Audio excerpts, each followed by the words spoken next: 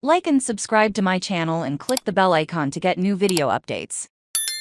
Adam strikes everything. Adam Conover only became aware of the plight of television writers when he was technically their boss. It was 2020, and the stand-up comedian had just sold the G-Word, his second television show, to Netflix. Conover was a writer and a member of the Writers Guild of America West Union, but he was also one of the show's executive producers.One.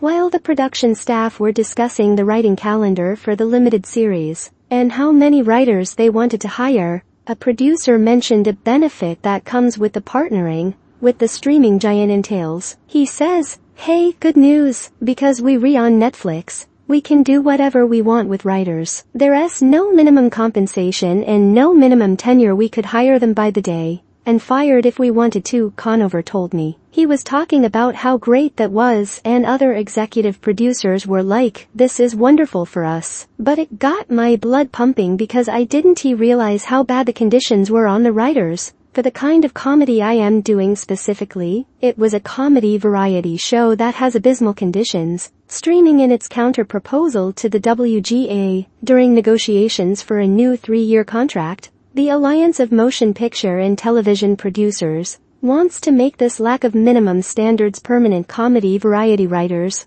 under the terms the studios were aiming for, writing for shows like the G-Word would be done on a daily rate, making television writing a real gig job with no security, something a comedian does between stand-up sets. For Conover, the conversation was harrowing. From the discussion, he learned a basic reality: flexibility for producers meant precariousness for writers. Conover hadn't been a WGA member during the last strike in 2007, but the comedian knew the streaming services were only due of this work stoppage are covered by the collective agreement work at all. But talking to his fellow producers made it clear that we still had a long